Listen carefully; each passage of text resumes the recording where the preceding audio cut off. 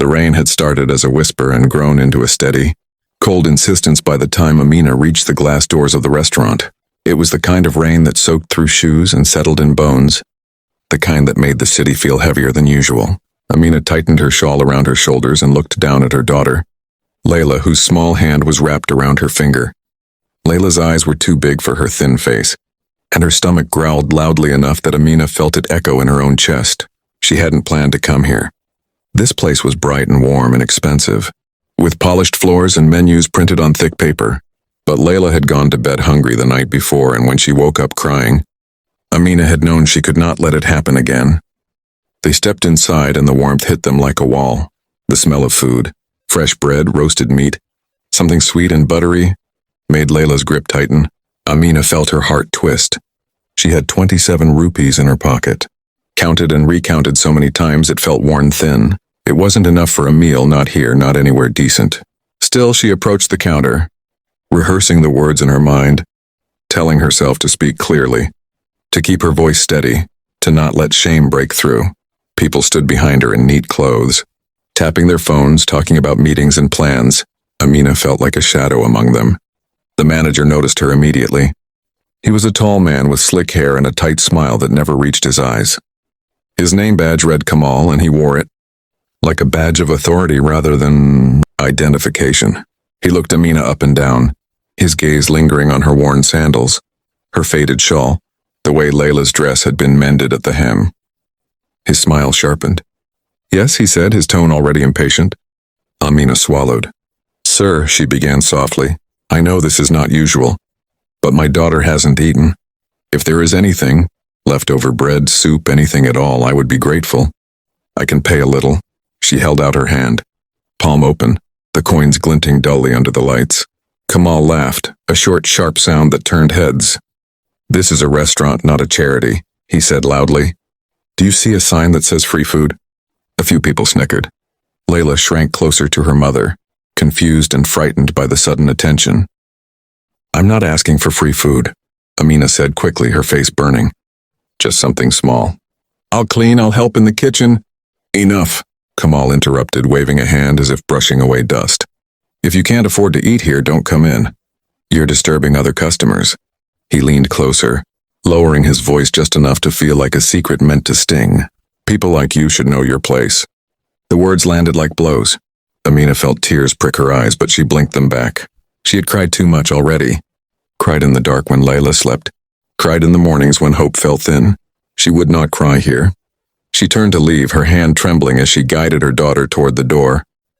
What Kamal did not know, what no one else in the room knew, was that a man sat in the corner, booth, half hidden behind a newspaper, watching everything.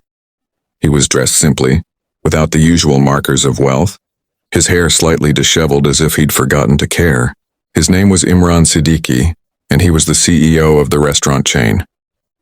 He had come in unannounced, as he sometimes did, to see the place as it truly was when no one was trying to impress him. He had seen a lot in his years of business, numbers, strategies, successes, but he had learned that the truth of a company lived in moments like this. Imran watched Amina's shoulders curve inward as she turned away, watched the way the little girl looked up at her mother with quiet trust, and something deep and old tightened in his chest. He remembered a time long ago when his own mother had stood in a similar place, holding his hand, asking for kindness from people who had little patience for poverty. He folded his newspaper slowly and stood. "Excuse me," he said, his voice calm but carrying. Kamal turned, his expression shifting instantly into a practiced smile. "Yes, sir, how can I help you?" the manager asked, already reaching for a menu. Imran didn't take it. "You can start by apologizing," he said. Kamal blinked. "I'm sorry?" To her, Imran said, nodding toward Amina, who had stopped near the door, unsure whether she should leave or stay. "And then you can bring her daughter something warm to eat." "On the house." Kamal's smile faltered. "Sir, we have policies." "Policies are written by people," Imran replied evenly, "and they can be broken by people too, especially when they are cruel." A hush fell over the room. Customers pretended not to listen, but their attention was sharp. Kamal's face flushed. "I was just maintaining standards," he said defensively. "Standards without humanity are worthless," Imran said. He turned to Amina, softening his tone. Please sit. Your daughter looks hungry. Amina hesitated, pride and relief warring inside her. Then Layla tugged her hand and whispered, Ami, I'm hungry. That settled it. They sat at a small table near the window, rain streaking the glass like tears that never quite fell. Food arrived quickly. Warm bread, a bowl of soup, rice with vegetables. Layla ate with careful enthusiasm as if afraid the food might disappear. Amina watched her, her heart aching with gratitude and something like disbelief. She looked up to thank the man who had intervened, but he was already walking away, his expression thoughtful, his mind clearly elsewhere. Imran spent the rest of the day distracted. Numbers blurred on his screen. Meetings passed without leaving an impression. His thoughts kept returning to the image of a woman standing with her child, asking for the smallest kindness and being met with mockery. He had built his company on ideas of quality and service, but somewhere along the way, something essential had been lost. That evening, he asked for a full report on Kamal, his performance, complaints, feedback. What he found was troubling. High profits, yes, but also a trail of quiet resignations, whispered discomfort, customers who never returned. The next morning, Imran returned to the restaurant, this time openly.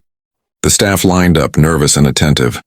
Kamal stood stiffly, his confidence shaken by the unexpected attention. I want to talk about yesterday, Imran said, his voice carrying across the room. About how we treat people. Not customers, people. He looked directly at Kamal. You embarrassed a mother and frightened a child. That is unacceptable. Kamal opened his mouth to speak, but Imran raised a hand. This is not about policies. It's about character. Effective immediately. You are relieved of your position. A murmur rippled through the staff. Imran then did something unexpected. He asked Amina to come in. She arrived hesitantly, her shawl clean but still worn, Layla holding her hand. The staff watched, curious and confused.